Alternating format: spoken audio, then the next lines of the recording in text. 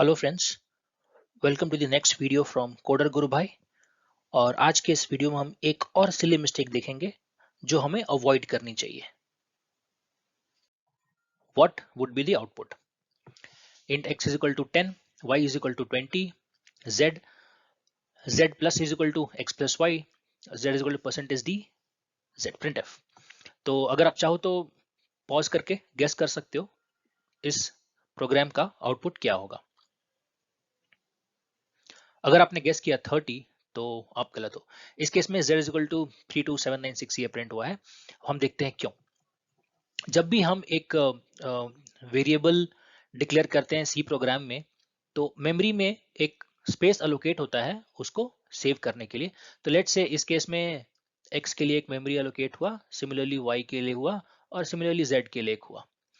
अभी x को हमने 10 से इनिशियलाइज किया तो उस मेमोरी पे 10 राइट हो गया।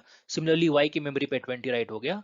z के मेमोरी पे क्योंकि हमने कुछ इनिशियलाइज नहीं किया तो हमें पता नहीं जो भी मेमोरी z के लिए अलोकेट हुआ है यहाँ पे क्या वैल्यू है, कुछ भी गार्बेज वैल्यू है, वी डोंट नो। अब आगे बढ़ते हैं। z plus is equal to, तो ये स्टेटमेंट ऐसे एक्सपैंड करता है, z is equal to z plus x plus y। अभी x और y की वैल्यू कितनी है? 10 एंड 20, तो ये हो गया हमारा 30। और z की वैल्यू क्या है? वी डोंट नो, कुछ भी गार्बेज हो सकता है। तो जो भी ये वैल्यू है उसमें 30 ऐड हो गया और z में वो वैल्यू फाइनली राइट हो गया। तो जो भी ये वैल्यू थी ये 30 इसमें ऐड हो गया। फिर किया print z equal to percentage d z, तो ये वाली वैल्यू प्रिंट हो गई। हमें पता नहीं गार्बेज वैल्यू या इस अनइनिशियलाइज सेक्शन में क्या था, जो भी था उसमें 30 ऐड हो गया and that is the reason कि ये वैल्यू यहाँ पे आया।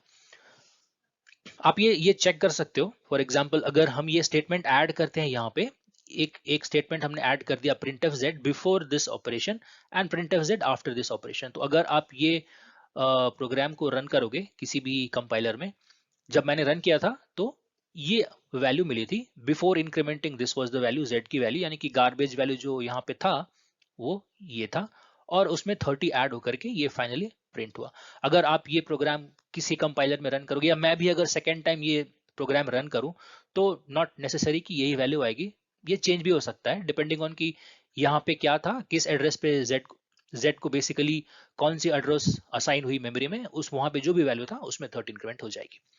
तो इस टाइप की कॉमन मिस्टेक्स है जो हम कभी कभी करते हैं। इनिशियल वैल्यू ऑफ कोई भी वेरिएबल जो हम यूज कर रहे हैं उसको इनिशियलाइज नहीं करते। और इस तरह की मिस्टेक्स जो हम करते हैं, अगर अगर ये स्टेटमेंट जो हमने z plus is equal to लिखा था, अगर इसके बदले स्टेटमेंट सिर्फ ऐसा होता z is equal to x plus y, तो ये प्रॉब्लम हमें ऑब्जर्व ही नहीं होती कि जो भी ये इनिशियल वैल्यू था, गार्बेज वैल्यू था, इस स्टेटमेंट के हिसाब से हमने उसको यूज ही नहीं किया। जो भी वैल्यू था we are not using it, x और वाई को ऐड करा और z में डाल दिया। तो अगर ये स्टेटमेंट होता तो z की वैल्यू प्रिंट होती 30।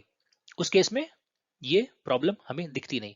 इसलिए kind of it's a good habit to initialize any variable. जो भी वेरिएबल हम यहाँ लिखते हैं उसको इनिशियलाइज कर देना एक एक गुड हैबिट होती है, ताकि इस तरह के मिस्टेक्स ना हो।